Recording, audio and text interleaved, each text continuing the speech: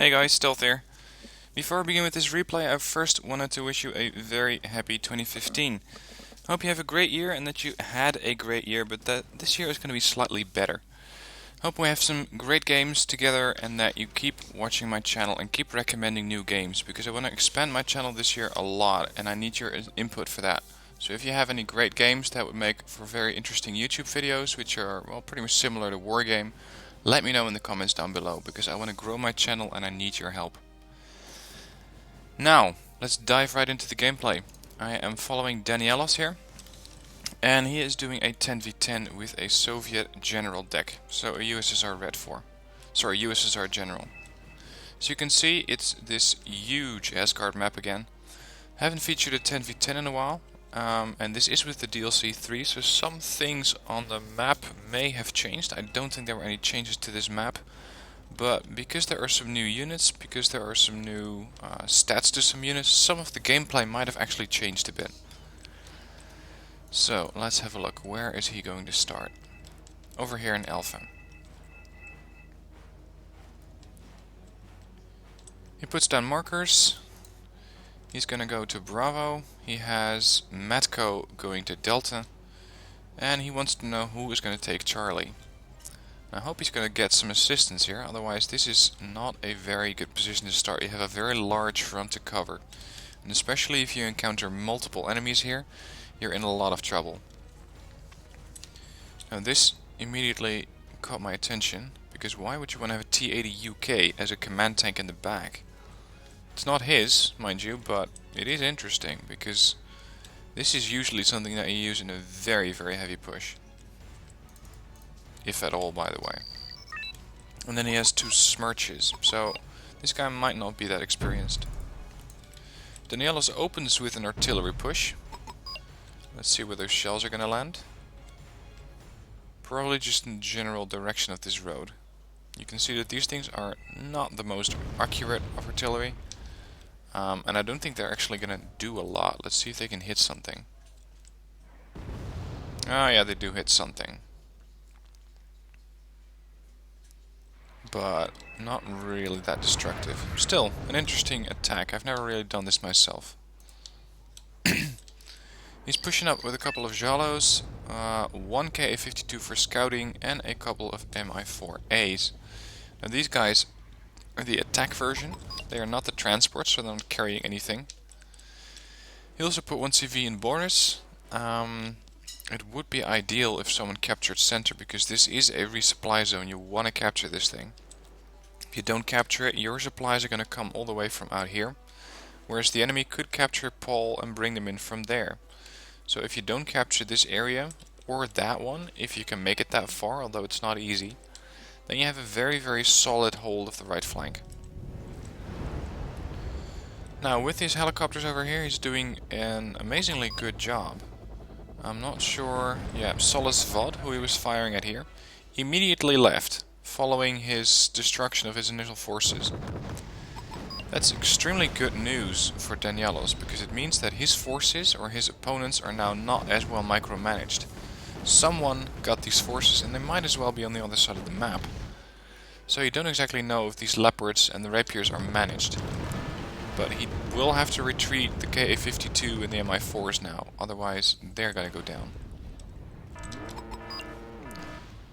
So extremely good opening here. Done 410 points immediately and neutralized this zone insofar as they had a CV. I'm not sure if he destroyed that. And okay, that's another one down. This might be an inexperienced player, seeing as he doesn't have a CV in here, but just a load of AA infantry, which seems to be going nowhere fast. And there are a lot of people leaving right now. Mostly, by the looks of it, NATO guys. A smirch attack by his ally done on this area. You can see that these Jalos are pretty effective. They have a 7 AP power gun, so versus a Leopard AS1+, they're not going to do that much.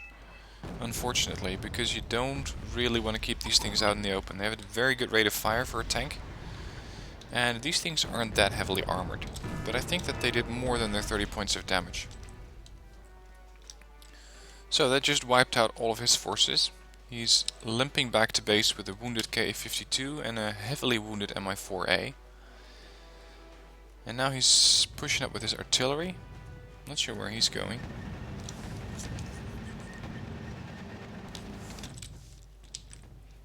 He's bringing in an Mi-24K. And over here it's... wow. That's waste of perfectly 200 points. You can capture this with a 100-point vehicle and then use the other 100 points to go after Paul or Jacob. Over here on the left flank he has Matko, who has a couple of BMP-3s, T-72 B1s, BTRs, a couple of Tungushkas which are sitting right in the open, but they have the radar turned off, so that's a good setup.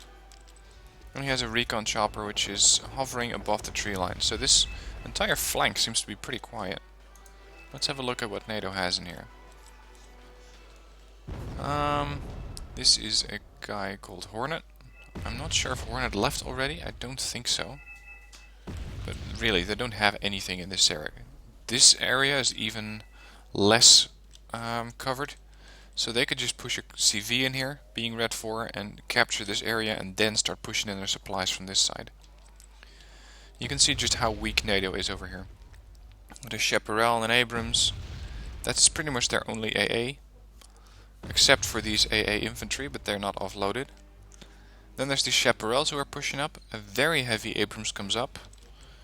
And what they don't really have that much, especially over here, is recon. They did just deploy these rangers here, but they're going to have to move into position. And in the meanwhile, Danielos is engaging this area. If you're looking at the minimap, you're going to see that Red 4 controls pretty much the entire middle of the map. I still think that Red 4 has a slight advantage there, because with the Spetsnaz and the Legions, they have just better infantry altogether. On the left flank, Bluefor is in the lead, and they have pushed up here with territorials. They have not captured Nicholas yet, but that might not be long, because we got a couple of CVs coming in. Command tank, by the way, interesting setup there. And it seems that this area is very, very heavily pressured, and I don't think that Red 4 is going to be able to help or capture this area.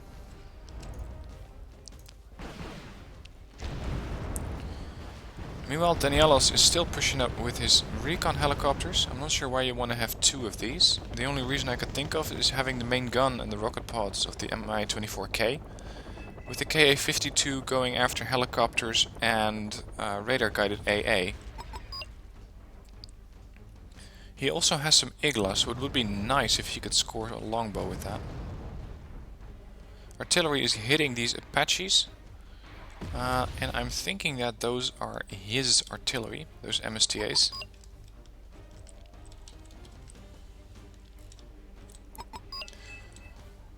Yeah, I was going to say T-88s. He was, in the description he said he was using a general USSR deck, but all I've seen so far is helicopters.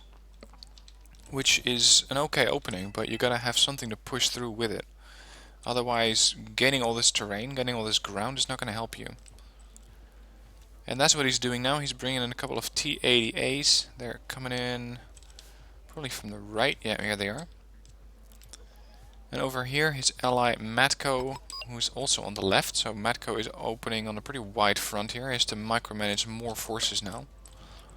He's pushing up with a couple of BMPs and a couple of Tungushkas. But none of them have recon. So this is a major weakness over here, because while the BMP-3s have some very, very nice weaponry, they cannot spot anything. Their medium optics are not going to be sufficient to punch through this forest. Danielos deploys an attack marker. I'm not sure if he means for someone to go there or if he was in TeamSpeak with someone.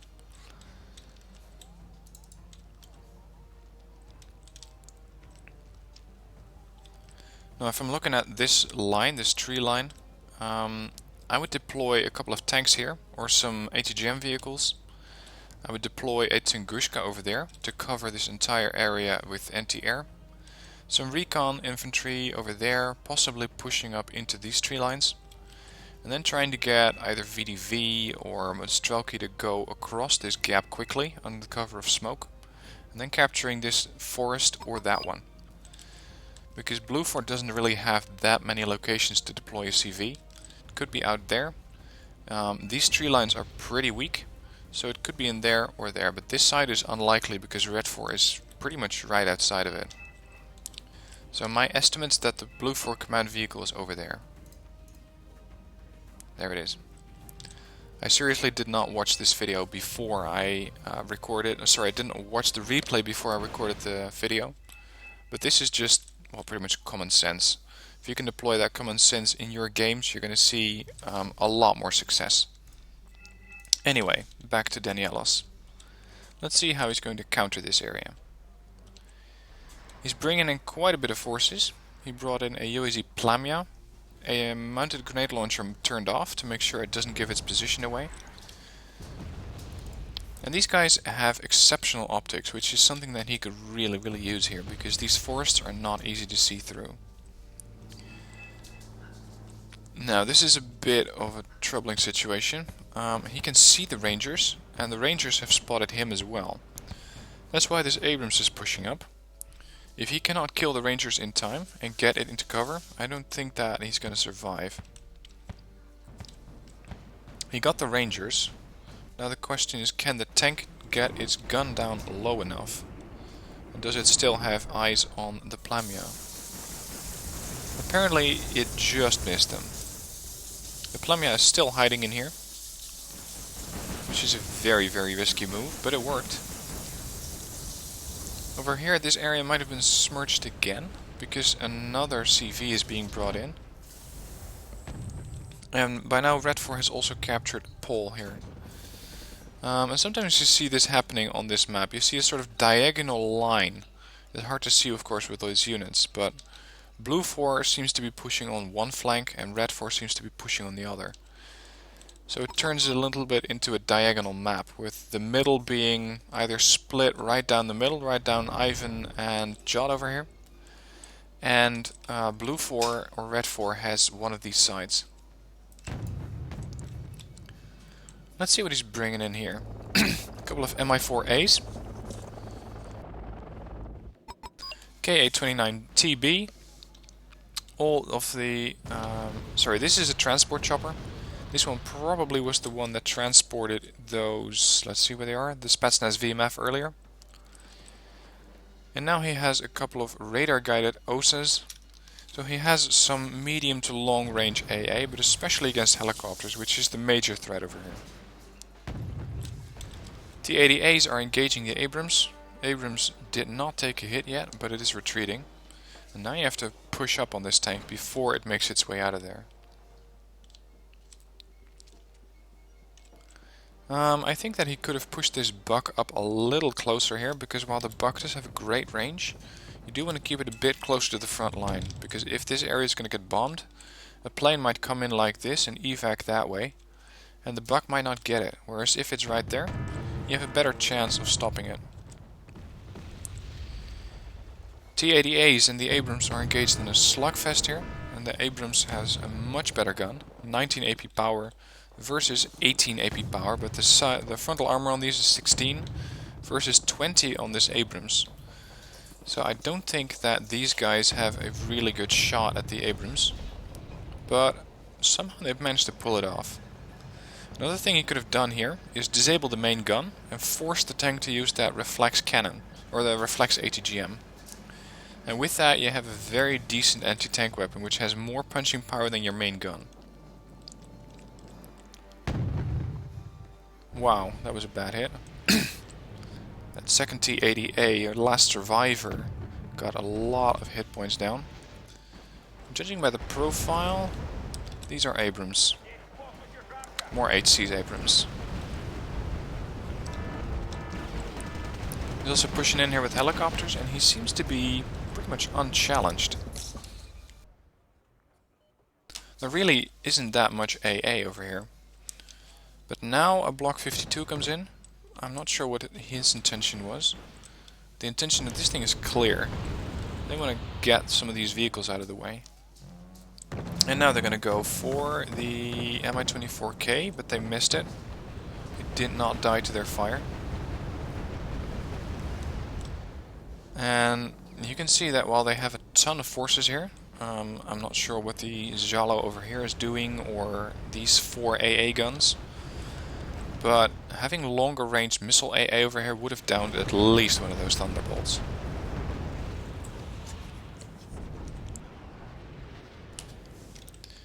One of the Abrams got destroyed and the survivor is trying to make it into cover, or he's just trying to run away, I'm not sure, but he is in reverse. So this is a good play because it's keeping the frontal armor towards those helicopters, even though the helicopters don't really have any AT weaponry, just rocket pods. Some diggers got wiped out by rocket pods here, cleaning up the way for Matko with his Mostrelkis. Another airstrike comes in. Let's see if the Cub can make an appearance here. Yep, two planes got down for a total worth of 300. Probably mostly due to these OSAs.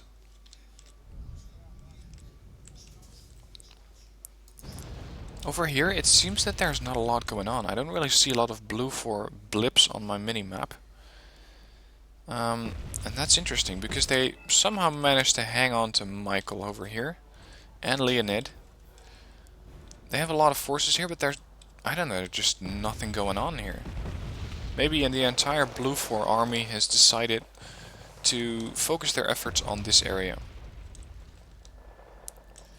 And looking at the team over here and the point value, Bluefor has scored almost 3,600 points and they got 8,700, so they're in the lead by a lot of points.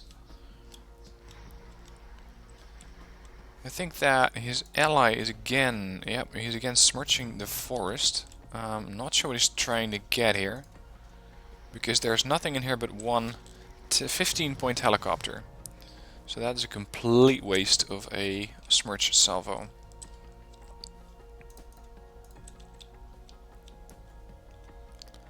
Now let's see, Danielos is bringing up some more anti-tank forces in the form of an Mi-28. Very, very deadly helicopter. And in support, another couple of Mi-4As. Now, I usually don't use these things, but lately I've found that they are extremely cost effective, because for 40 points with that rocket pod you can do a lot of damage very, very quickly.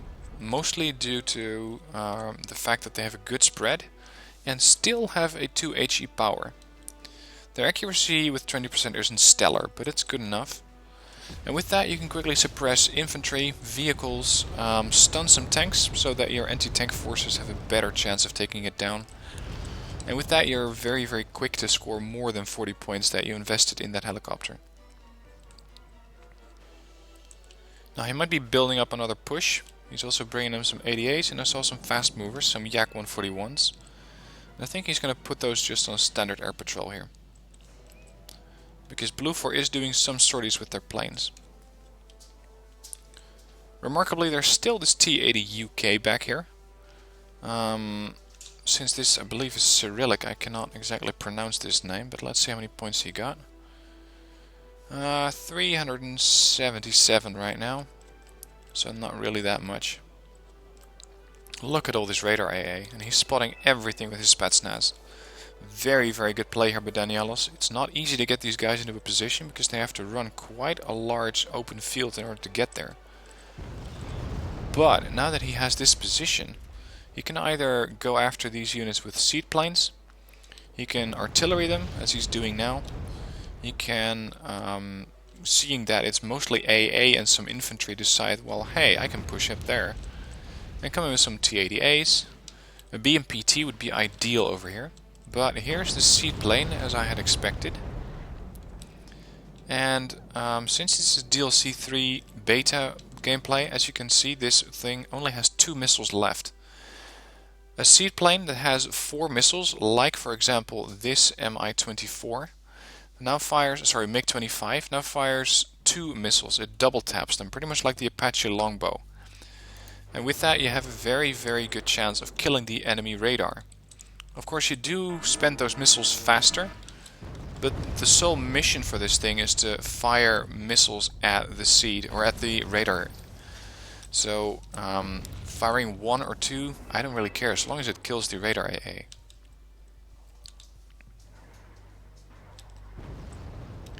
Another Smirch attack comes in, this time a little more from the middle. And I believe those were the Smirches from Matco. I'm not sure they got anything. Let's have a look. Well, they didn't really get anything, but they damaged a whole lot of stuff. This is just easy to mop up now. A couple of BMPTs come in. T-80A took a hit. And if he can coordinate with Matco to start pushing up with the T-80As and the BMPTs together, they have a very, very good chance of destroying these Abrams. It seems that Dr. Honweg, I think, is just sacrificing this Abrams, who easily got wiped out by the Mi-28. Mi-28 also gets a side shot onto the armor of an already weakened Abrams, so he goes down. And now he's just firing his ATGMs at a very, very low point vehicle, only 5 points here.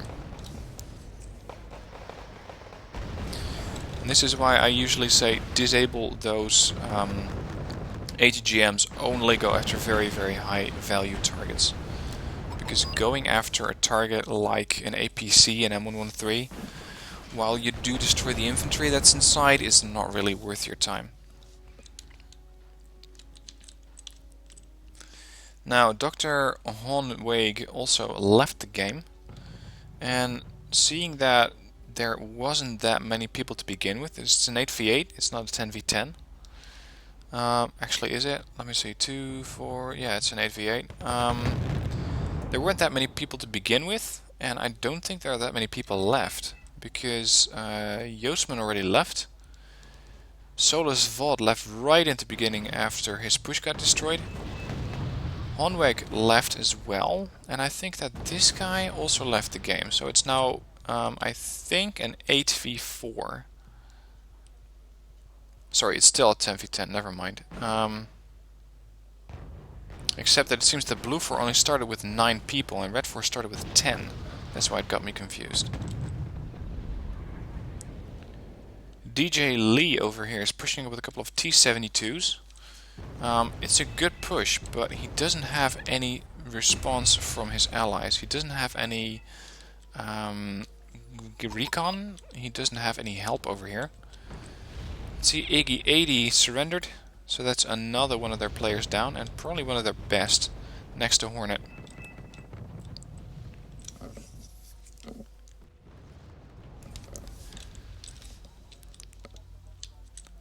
And I think that by now everybody starts leaving. The entire Bluefor team left. And Danielos has done a good job pushing onto this area, although I think he could have been a little more aggressive. Of course, it's easy for me to say, as always, because I'm looking at this game afterwards. I'm not actually involved in the game, so it's a lot easier for me to tell him what he should and should not have done. Yak 141's doing an air patrol, but they're flying pretty far over the enemy lines. But this did give him the information that there is not a lot of AA in here. This, however, is troubling. And I hope that Su-25T makes it out alive. While these planes are being evac'd immediately, I think that was an attack by Hornet, seeing as Hornet is still in the game. Iggy left, and I think that Hornet got Iggy's forces. So that's why you saw those two planes come out exactly at the same time. So Hornet is still continuing the fight.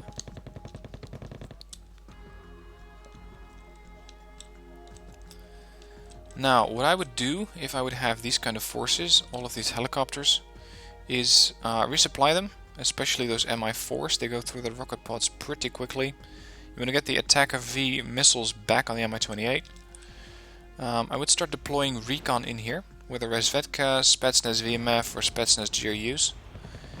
And with that, try to flank this position and try to come in on Sergei, destroy their CV, and then you got this area pretty much under your control. Commander Carl has left, that's another player down. And I'm not sure who got these units, but a lot of Black Hawks are being brought in. And by the way, they're dancing up and down. I think they deployed infantry. No, they didn't actually. Not sure what they were doing. But it seems that they were just being sent to their death right now. Which is something that Danielos takes down very easily, of course, with all of those OSAs. The downside being that those OSAs have pretty much expended all of their missiles right now. So that means that if there's another air push, he has to resupply these guys.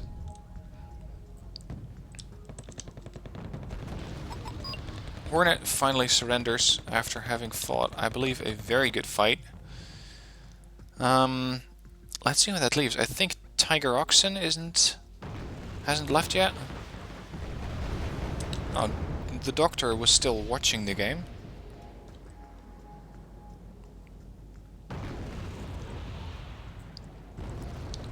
I don't really know who's left. There cannot be that many people. We saw Hornet leave, Josman, Iggy, the Doctor, Carl, Solace, this guy. I think it's just Tiger Oxen and Saluisto.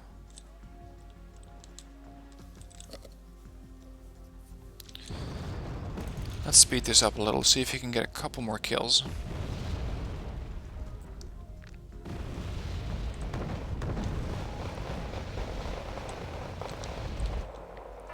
By the way, also a shout out to Matko over here, who is a very, very helpful ally. A lot more helpful than the guy with his T80 UK back there. And just look at the amount of forces that are back here. If this was my army, I'd be pretty ashamed, actually. Because you don't need ASU 85s back there. You just select, you drag select a box around it. You push everything forward through this forest, and you push into Sergei and Roman. You don't keep anything behind here. I know that Danielos has 1 or 2 units back here, but they're being resupplied. They're done now, so they're probably going to push up. But you can see that Danielos pretty much has no units back here. He has everything pushed up except for this buck, which is a good play. You don't really need it this far up. It could be useful there though. And with that, that's the last couple of seconds of the game. So let's see how well Danielos did.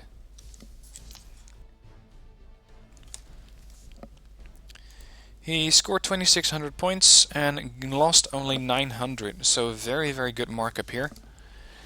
Let's see how the other players did.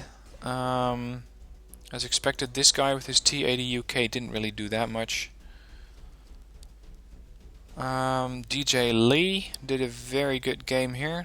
And let's see, Matko got not that many points as I'd expected, but he lost almost nothing, so well played there. On the other hand, Bluefor, there were some major feeders there, and by feeders I mean people who feed the enemy. Hornet was... I don't think that you can really pin this one on Hornet. Or at least not completely, because Hornet was alone against, I think, 8 or 9 other players on Red 4. And he had to micromanage so many units that he just could not keep up with it. And that's why he probably lost a lot of units.